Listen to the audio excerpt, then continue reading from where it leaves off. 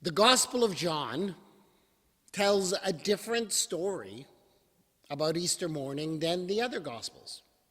The other Gospels tell of several women coming to the tomb as the third day after the crucifixion dawns. They may be sad, they may be confused, but at least they're together. And they walk in the early morning light. But John starts his story of Easter like this. Early on the first day of the week, while it was still dark, Mary Magdalene came to the tomb.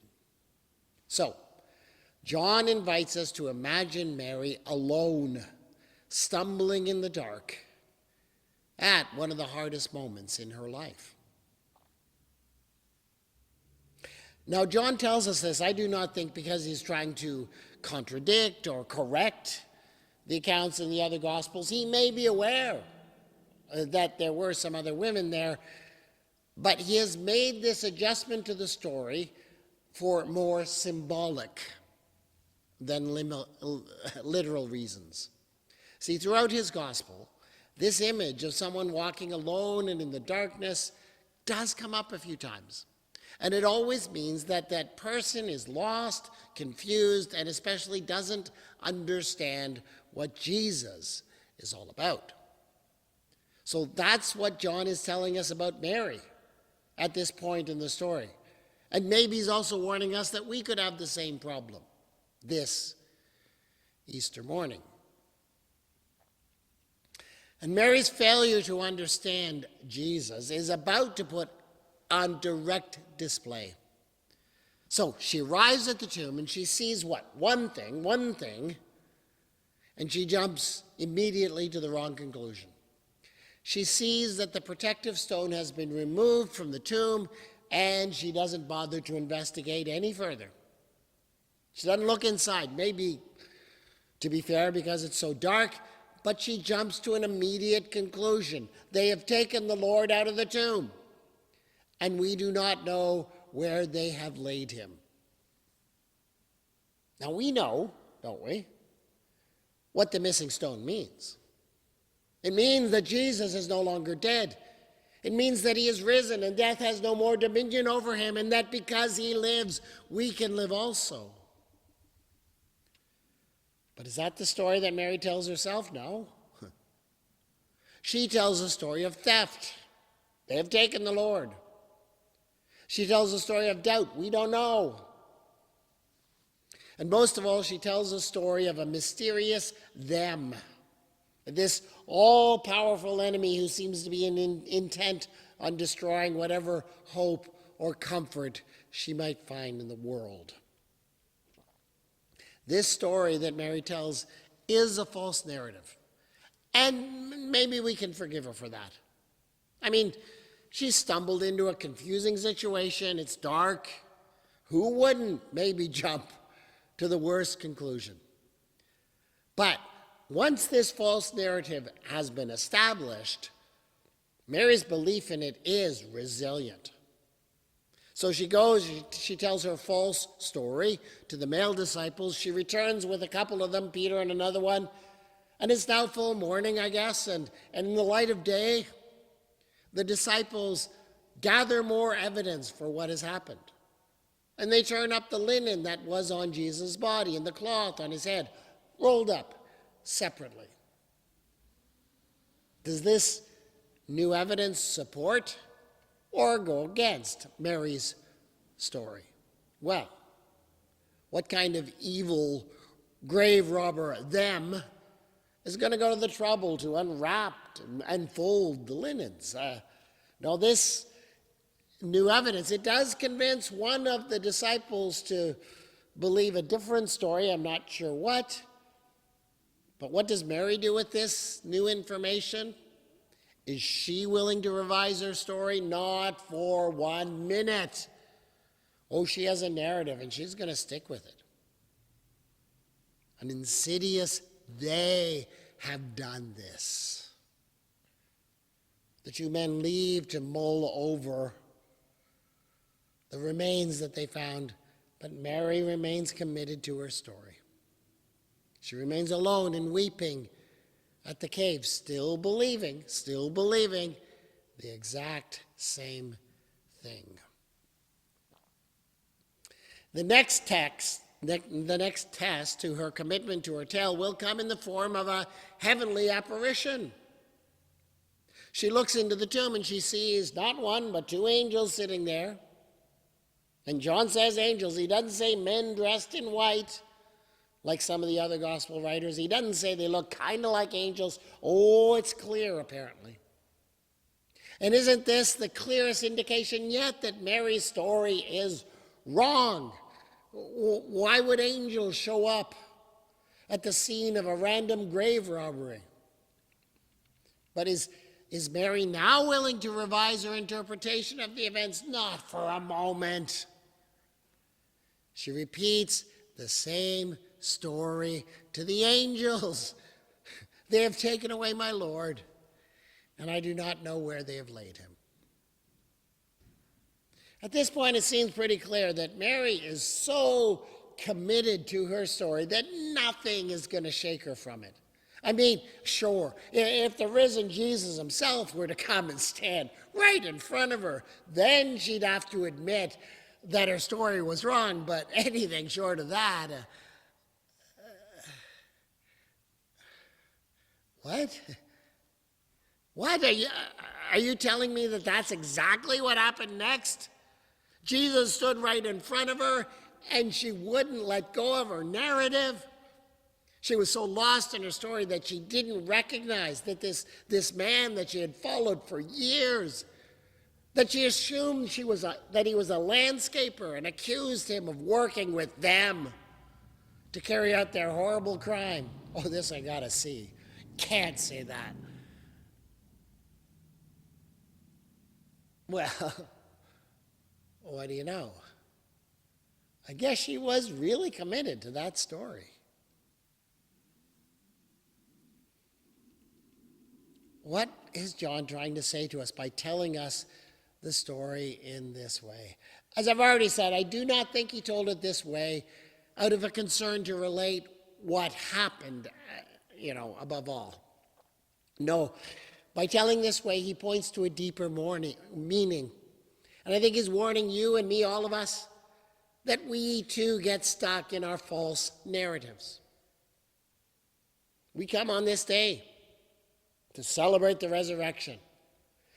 And we claim to believe that on Easter, so many years ago, the stone was rolled away and the tomb was empty. But sometimes we, like Mary, get stuck in our narratives about what these things mean. Now, our narratives are not necessarily all false. I'm not suggesting that. We tell ourselves that this event proves to us that Jesus is who he is, that he's the one who has revealed God to us. We tell ourselves that because he rose from the dead, we too may hope to live again after we die. Those are good and comforting truths.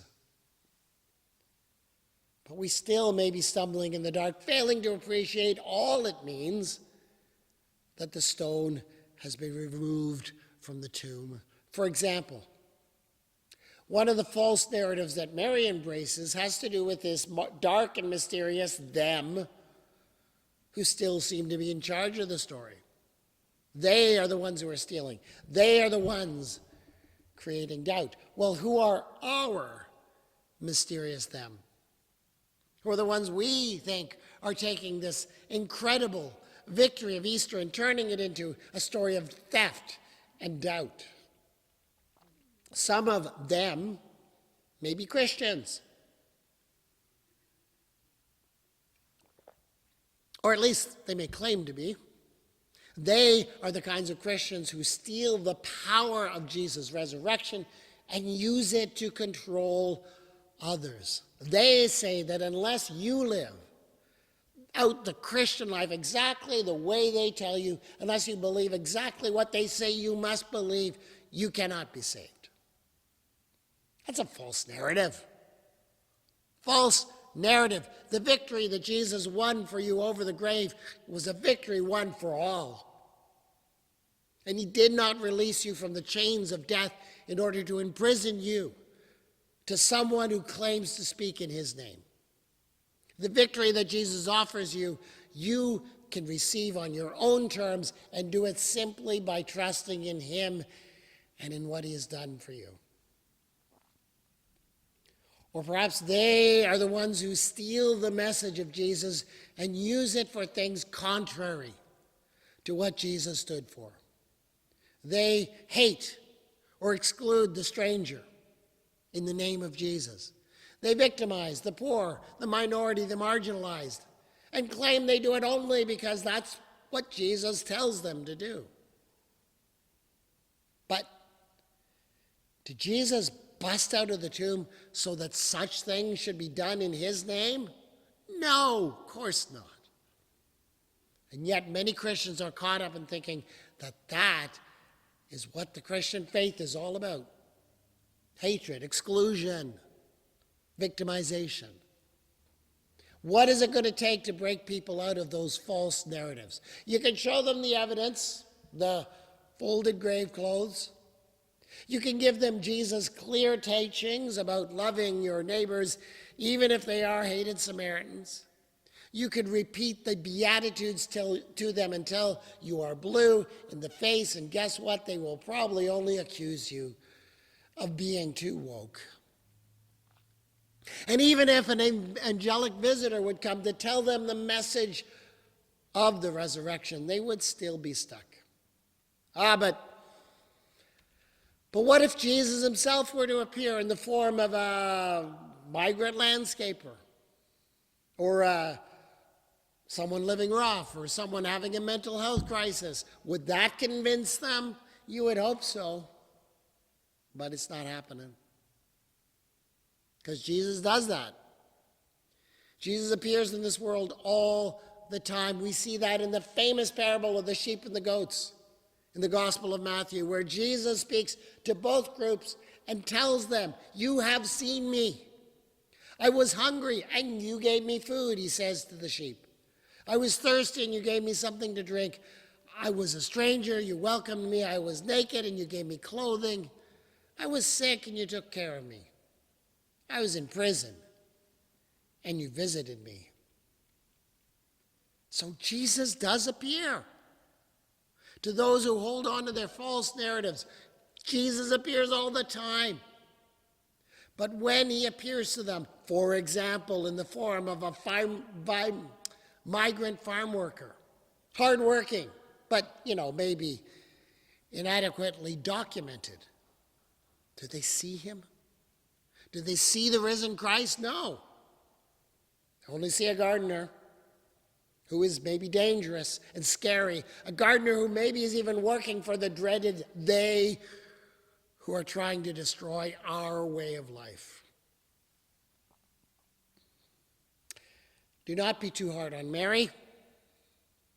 She may have come to the risen Jesus in the dark and as a result embraced a false story about what had happened. And then she had a hard time letting go of that story. We do the same. We fail to embrace the full meaning of the resurrection too. We become attached to our false stories. Stories of powerlessness, victimization, and fear. But I got good news for you this day. Easter Sunday. Sure, Mary's just like us. And she came to the resurrection in the dark like us. She clung to her false stories about what had happened just like we do. But she did not leave the tomb in the dark, and when she left her falsehoods behind. How did that happen? What made that difference? It was actually only one thing. One thing, but it was everything. Jesus said one word to her, called her by name, and the darkness lifted. And the truth about Jesus and what he'd accomplished for her came crashing in on her, and she knew she had seen the Lord. And she joyfully shared the good news with others. You may be struggling with some darkness today. I know I know that as we look around at disturbing events surrounding us, we've all been telling ourselves some stories about a dangerous, all-powerful them. We've all been telling stories of fear and anxiety and powerlessness that haunt the corners of our minds. But the risen Jesus is calling out to you today. And he's calling you by name because Jesus has known you from before the foundations of the earth. And the only question is, will you hear him calling you? Will you drop all of the falseness you've been clinging to and cry out, Rabboni, with Mary? Will you let his death and resurrection teach you better? The stone has been rolled away from the entrance to the tomb. It has been rolled away for you. Embrace the whole meaning of that truth today. Hallelujah. He is risen. He is risen indeed.